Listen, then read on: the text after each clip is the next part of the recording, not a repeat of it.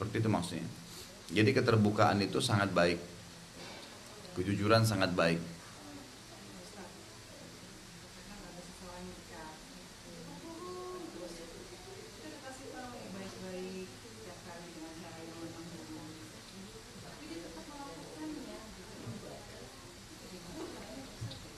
Cara apanya nih? Cara memperbaiki atau ya tugas pertama, kalau ada orang yang berbuat kesalahan tadi misalnya orang menikah, dia selalu bohong terus diingatkan oleh pasangan hidupnya. Tapi tetap aja melakukannya. Bagaimana cara memperbaikinya? Memang ini berarti sudah tabiat ya. Iya hadis. Hadis sahih itu. Yang tadi yang masa kata bukan itu hadis sahih. Tapi saya lupa diriwayatkan oleh siapa, tapi hadisnya sahih. Kalau pasangan kita berbohong terus, sudah kita nasihatin, tetap aja nggak mau. Apa yang harus saya lakukan? Yang penting kita harus tahu, yang pertama adalah kalau saya ingkar mungkar, yang wajib adalah yang pertama. Artinya waktu kita sudah nasihatin, nggak bohong itu nggak baik, begini berdosa segala, udah berarti gugur kewajiban kita. Selebihnya kan sudah sunnah ya, sudah sunnah. Itu dulu yang kita harus pahami. Yang kedua, kita bantu dengan doa, semoga Allah SWT berikan hidayah. Yang ketiga, kalau tetap saja misalnya dia berjalan, ya jangan hidup sama-sama. Ini pilihan terakhir ya, opsi terakhir. Lebih baik kita cut sekarang daripada jadi PR terus. Ini sampai kapan saya mau dibohongin gitu. Kan gitu, kalau sudah nasihatin, sudah lurusin, tapi tetap bohong, ya sudah di-cut aja, sudah selesai. Daripada harus terus-menerus gitu kan. Makanya saya sering titik beratkan, kalau cari pasangan, memang dari awal. Kata ulama gini, haknya anak nomor satu ya, mencarikan pasangan hidup yang soleh dan soleha. Haknya anak tuh, anak belum lahir nih, kita belum nikah, harus mencari ibu. Saya kalau nikah dengan seorang wanita, saya harus tahu, berhubungan biologis pasti, sperma saya akan ke dia, akan lahir anak dari dia akan jadi ibu anak saya. Seburuk apapun dia pembohong kah, dia naudzubillah pezina kah, tetap dia adalah ibu anak saya. Salah pilih, salah ini. Seorang perempuan juga begitu. Begitu dia tahu dia menikah, pasti akan hubungan biologis. Laki-laki ini spermanya akan menjadi anak dan akan jadi ayah anak saya. Seburuk bagaimanapun dia, anak kita akan dinisbatkan kepada dia. Salah milih dari awal, salah semua nih. Kalau sudah terlanjur terjadi, apa boleh buat tadi? Sudah kita kasih opsi ya, nasihatin, lurusin, selebihnya berdoa kepada Allah. Kalau tidak bisa maka di-cut. Lebih baik kita cut sekarang daripada berterus-terus menerus gitu kan. Kan sudah pernah saya bahasakan, rumah tangga adalah bahtera baru.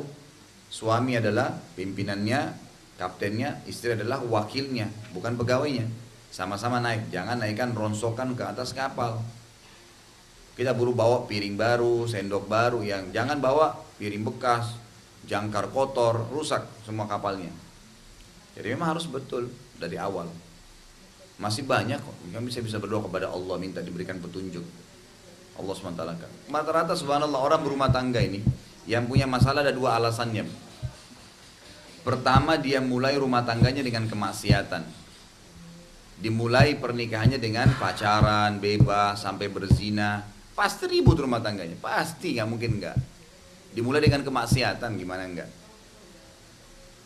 Kalau mereka dua-duanya taubat nasuha dari perbuatan itu, bukan satu pihak saja, maka insya Allah akan bisa perbaiki rumah tangganya. Tapi ingat, dosa tetap berefek. Dosa tetap berefek. Minimal akan datang cobaan. Yang kedua, ya, selain dia mulai maksiat, ada banyak orang sudah tahu pasangannya ini memang tidak baik gitu. Sudah sering bohong, tahu, tidak sholat, tidak tutup aurat, suka main perempuan kalau laki-laki selingkuh. Lalu tetap nikah, kenapa? Oh karena gagah misalnya, oh karena kaya. Tetap nikah sama perempuan itu, nanti dia sayang, tuntun dia supaya pakai jilbab. Akhirnya kan ada PR tuh. Otomatis setelah rumah tangga dia punya PR. Sementara kapal rumah tangga ini jalan, ada ombak, ada lika-liku kehidupan yang dilalui. Harus kita dengan pasangan ini memang kokoh, saling gandengan tangan supaya sama-sama bisa melalui tantangan itu. Tapi kalau sudah ombak di luar ini gangguan di masyarakat besar, di dalam kapal juga banyak barang-barang yang rusak, makanannya basi, pakaian yang dipakai robek gitu kan.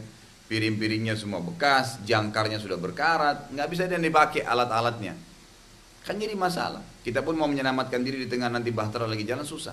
Paling gampang pecah rumah tangga itu kalau memang dasarnya sudah rusak, nih banyak PR-PR. Nanti pada saat ada cobaan di tengah-tengah, langsung aja barang-barang rongsokan ini menjadi ya, merusak semua yang lainnya. Jadi yang sudah begitu.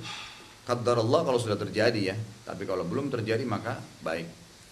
Kalaupun sudah terjadi, maka ajak pasangan kita untuk bertaubat. Insya Allah selama suami istri itu bertaubat nasuha kepada Allah, yang lalu-lalu dimaafin sama Allah, bisa dimaafin.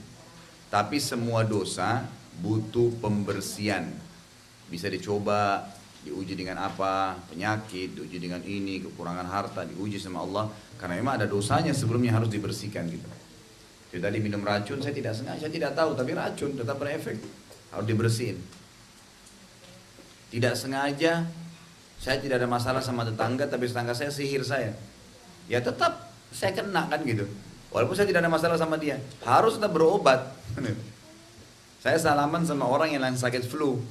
Saya nggak niat apa-apa, niat dia baik kok. Tapi dia flu, dia baru bersihin hidungnya, tidak pakai tisu. Ada bekasnya dipegang, bakterinya pindah, kita flu juga. Setelah flu, nggak boleh lagi salahin, sudah selesai. Apa jalan keluarnya gitu kan? Jadi gitu. Ada lagi?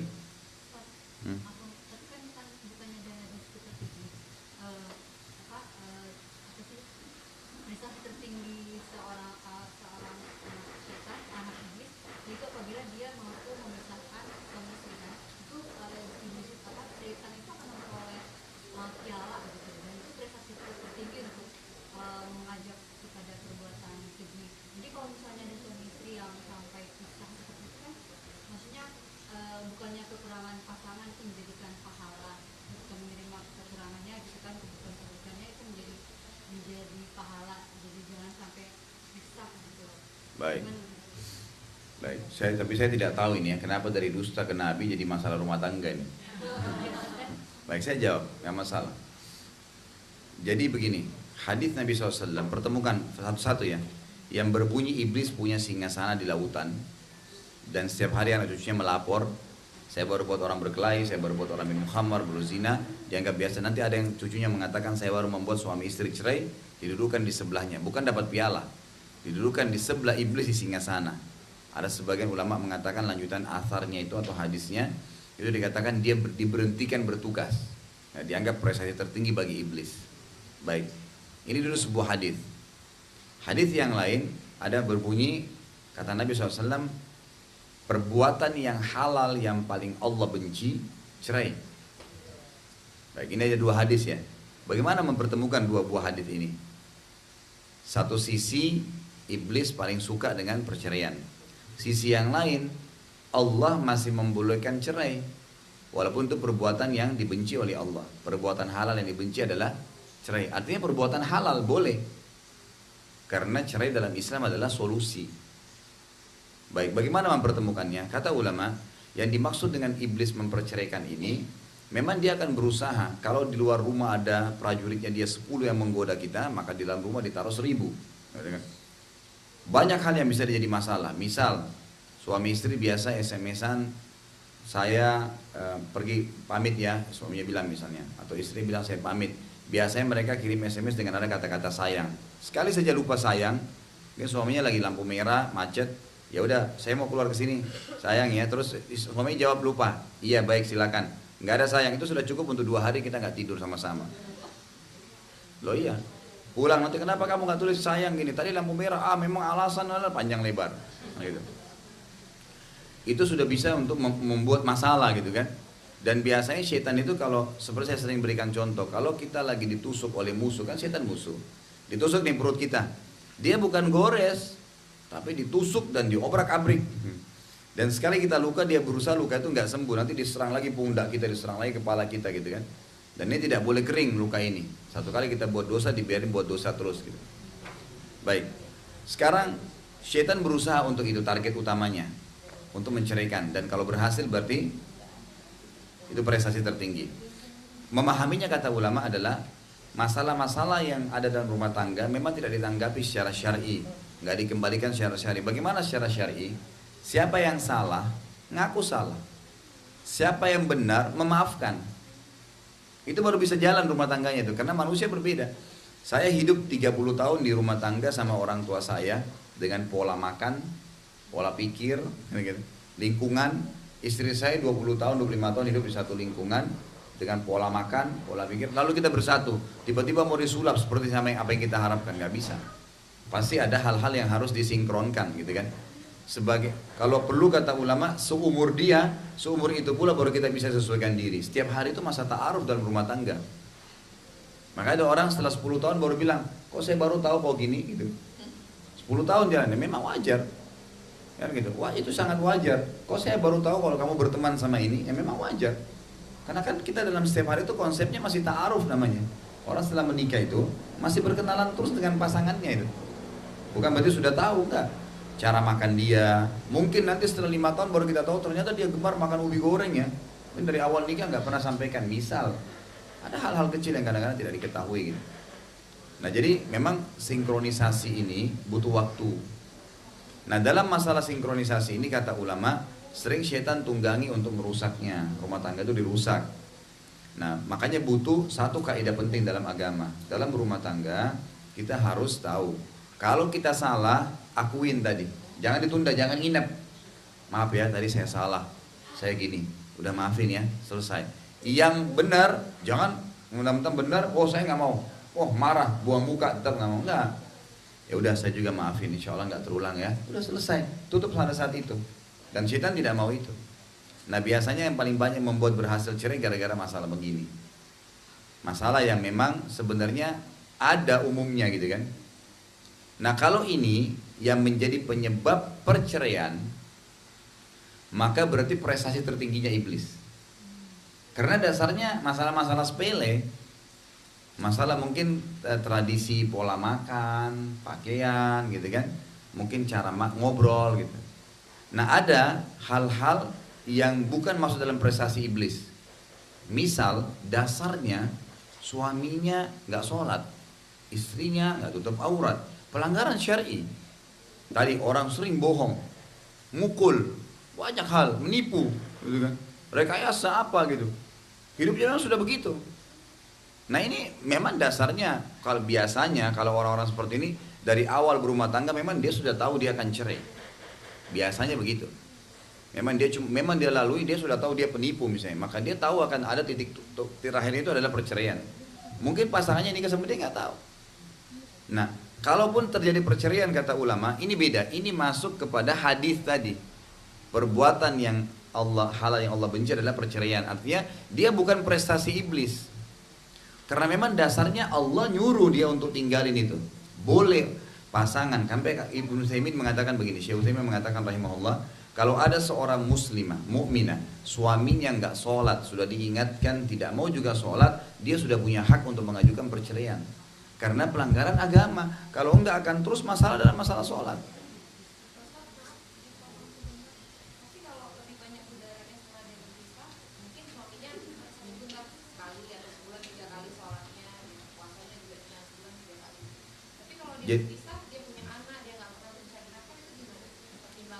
Jadi gini Bu, dunia ini sebentar dan cuma kemasan. Rezeki itu Allah yang kasih. Perlu kita tahu satu hal dalam masalah rezeki ya. Rezeki ini sesuatu yang telah Allah tentukan. Definisi rezeki itu gini, apapun yang dibutuhkan manusia adalah rezeki. Bisa udara yang dihirup, bisa air yang diminum, bisa makanan yang dimakan, bisa pakaian yang dikenakan, bisa anak rezeki, pasangan hidup, orang tua, teman-teman, semua bisa rezeki. Termasuk diantaranya adalah uang atau harta. Itu rezeki. Jadi salah kalau ada orang patok rezeki itu hanya uang. Jadi hanya salah satu substansialnya. Dia lupa yang lainnya semua rezeki. Ada poin penting dalam masalah rezeki Bu ya. Semua rezeki sudah Allah tentukan. Dia tidak bertambah, dia tidak berkurang. Itu dulu kaidahnya. Beranjak daripada hadis Nabi SAW yang berbunyi, tidak ada jiwa yang meninggal dunia kecuali semua rezeki yang telah Allah tentukan dikasih ke dia. Kita ini gak mungkin meninggal kecuali semua rezeki akan datang kepada kita. Pasti yang sudah ditentukan sama Allah. Kalau ingat saya pernah kasih contoh ya. Pernah gak ibu-ibu berpikir waktu kita masih bayi di rahim ibu makan dari mana? Gak pernah. Kita cuma tahu ibu kita capek ngunyah, melalui plasenta kita ambil sarinya kan. Pernah gak kita berpikir waktu masih anak-anak, seperti mungkin anak-anak kita, mereka tinggal tahu ada baju, ada makanan. Bahkan kadang-kadang mereka marah dengan orang tuanya kan, mana susu saya, mana baju saya. Dia nggak pernah berpikir dari mana itu didapatkan. Kenapa? Karena Allah sudah tentuin rezekinya. Herannya kenapa setelah kita dewasa kita khawatir rezeki dari mana ya? Sebenarnya sama saja itu. Keadaan kita masih waktu bayi di rahim ibu, keadaan kita waktu masih di anak-anak sama dengan keadaan kita pada saat sekarang. Bedanya kita sekarang itu bergerak, kita mencari. Makanya Nabi SAW mengatakan tidak ada orang, kalau kalian betul-betul bertawakal kepada Allah, mengembangan perkara kepada Allah, maka Allah akan berikan kalian rezeki seperti burung yang keluar pagi, kemudian dia balik sore hari sudah bawa makanan buat anaknya, gitu kan? Jadi kaidahnya adalah rezeki kita tidak akan bertambah, tidak akan berkurang, dan sudah Allah tentuin.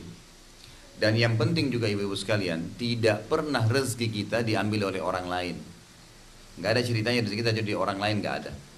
Dan kalau sudah Allah inginkan melalui si fulan, maka akan datang melalui fulan. Tiba-tiba tetangga ngantarin makanan, kita nggak pernah programin, nggak pernah minta, nggak pernah pesan, diantarin. Memang sudah rezeki kita. Makanya Ibnu Qayyim mengatakan rahimahullah, aku akan selalu tenang karena dua hal. Yang pertama adalah karena Allah Tuhanku telah menentukan ajalku tidak akan bertambah sesaat dan tidak akan berkurang sesaat.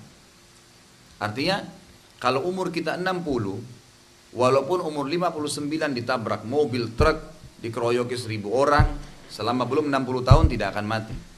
Itu penentuan ajal. Tidak akan bertambah, tidak akan berkurang. Walaupun sudah 60 tahun kita olahragawan, makanannya sehat, semuanya tetap mati. Jadi Ibnu Qayyim mengatakan, aku selalu tenang hidup dunia ini karena pertama ajalku sudah ditentukan. Artinya apalagi aku harus pikirin gitu. Jalani aja sudah. Toh ajal akan datang. Yang kedua, rezekiku sudah ditentukan oleh Tuhanku dan tidak akan pernah diambil oleh orang lain. Nggak akan ke orang lain, nggak mungkin. Allah SWT sudah sebut yang di lubangnya dan seterusnya. Ibnu Qayyim rahimahullah pernah melihat ibu-ibu sekalian ular. Beliau lagi jalan ada ular. Ular ini buta matanya. Ibnu Qayyim lihat ular ini buta karena matanya ditutup dan dia merayap gitu. Dekatnya Ibnu Qayyim. Kalau dia tahu ada manusia dia pasti pindah gitu kan. Tapi karena dia buta dia nggak tahu. Ibnu Qayyim diam. Lalu ular itu tiba-tiba tertempel tubuhnya di pohon lalu naik ke atas pohon. Lalu Ibnu Qayyim bilang, saya ingin tahu bagaimana Allah kasih rezeki ular ini gitu. Pas dia naik ke atas, ternyata waktu Ibnu Qayyim lihat ke atas di dahan yang sedang dia naik ular itu ada satu ekor burung lagi bersin sayapnya. Dia tidak sadar kalau ular ini sudah di sebelahnya. Ular ini tidak tahu kalau ada burung gitu. Dua-dua tidak saling tahu ya, tapi si ular ini mencium ada mangsa. Kemudian dia menyerang, tiba-tiba burung itu dimakan sama dia. Lalu Ibnu Qayyim bilang, subhanallah, yang telah mengatur rezekinya ular yang buta. Dia nggak programin tadi naik pohon tuh, tapi tiba-tiba bisa naik pohon dan makan di situ. Seperti itu Allah SWT berikan rezeki, gitu kan? Allah SWT berikan rezeki dari tempat kita tidak sangka. Cuma kadang-kadang kita masih khawatir. Kita akan terbawa pintu khawatir yang sangat berlebihan gitu. Sehingga membuat kita ragu. Baik, kalau kita kembali ke pertanyaan tadi. Misal ada seorang suami tidak sholat. Dia sholat iya, tapi nanti diingatin baru sholat. Saya tidak katakan langsung cerai. Enggak. Nasihatin, lurusin, silahkan. Tapi kalau terus menerus begitu kebiasaannya, apalagi kalau sampai anaknya menjadi patokan misalnya. Ayah nak sholat nak, ayah aja nggak sholat misal. Kan jadi masalah buat kita. Akhirnya kan anak pun yang kita didik jadi terbentuk begitu. Ya kalau anak-anak bisa dukung misalnya kan. Ya anak-anak itu ayah nggak sholat karena ayah belum paham atau ayah. Udah, kan susah, membahasnya gimana? Ayah nggak paham, ayah gini. Nanti ditanya lagi, kok ayah sudah dewasa nggak paham ya? Dan seterusnya lah, ya panjang lebar. Kalau memang kita melihat bisa bertahan untuk memperbaiki, silahkan. Misal, ada seorang sahabat laki-laki bilang begini kepada Nabi SAW, ya Rasulullah, istri saya tidak pernah menolak jamahan tangan laki-laki. Kata para ulama hadis, bisa saja istrinya ini adalah pelacur, suka sama laki-laki sembarangan, atau pergaulannya bebas, tidak berzina, tapi siapa saja laki-laki diajak ngobrol, bercanda, gitu-gitu. Sahabat ini bilang, Ya Rasulullah, istri saya tidak nolak jamahan tangan laki-laki lain. Kata Nabi SAW pertama apa? Ceraikan dia. Perintah pertama, ceraikan. Karena kalau tidak jadi bahaya buat kamu. Terus kamu sakit hati tiap hari gitu. Untuk apa? Apa jawaban sahabat ini? Ya Rasulullah, tapi saya mencintainya.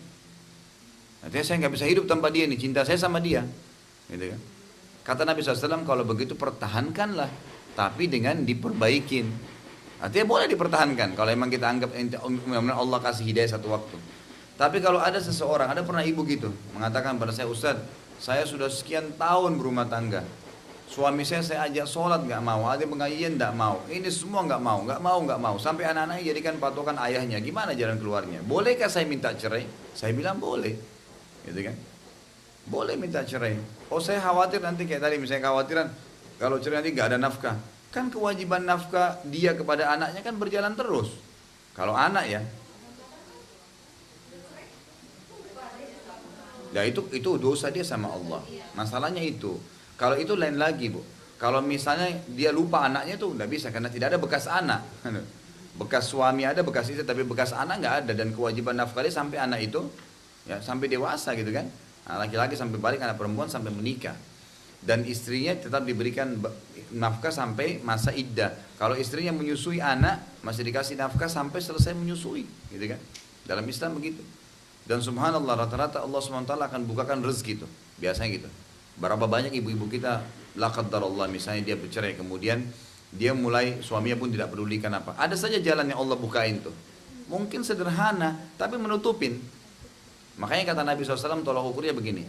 Siapa yang bangun pagi hari, kemudian dia punya makanan hari itu, dan badannya sehat, dia orang yang terkaya. Kenapa bu? Karena besok kita nggak tahu kita hidup atau tidak. Kalau hari ini ada makanan ibu bisa makan, badannya ibu sehat, itu sudah luar biasa. Prestasi tertinggi untuk hari ini. Besok kita lihat lagi, bangun tidur sehat lagi, ada makanan pokok, alhamdulillah, berarti ada lagi, gitu kan? Sudah tertutupi lagi hari itu. Begitu terus setiap hari sampai ajal datang kita nggak tahu, itu kan? Makanya jangan menjadikan tolok ukur kuantitas dari jumlah misalnya harta atau apa itu nanti akan membuat kita oh ya kalau saya cerai nanti biasanya saya dapat uang sekian misalnya. Kalau saya tidak kalau saya bersama kalau saya cerai mungkin tidak dapat. Jadi potokannya adalah kuantitas itu. Maka kita terus bertahan dengan masalah yang dihadapin terus. Sekali lagi kalau memang dianggap bisa didakwai silahkan nggak masalah. Tapi kalau ada orang yang tidak tahan, bolehkah dia minta cerai? Kan perempuan nggak boleh minta cerai tanpa sebab kan? Kan gitu. Nabi SAW bilang apa dalam hadis? Istri yang meminta cerai tanpa sebab syar'i, maka dilaknat oleh malaikat, gitu kan? Baik sekarang, kapan saya bisa minta cerai? Nah ini saya sebutkan tadi indikasinya. Kalau dia mukul, dia nggak berikan nafkah, kan gitu. Dia tidak sholat, melanggar, buat maksiat, nah itu semua, gitu kan? Dan insya Allah itu akan ada jalan keluar, akan ada jalan-jalan keluar dari Allah SWT ini. Mungkin gitu. Sudah? Baik, mungkin sampai sini dulu Bu ya. Hari Jumat soalnya. Sudah hampir jam 11. Persiapan untuk khutbah Jumat.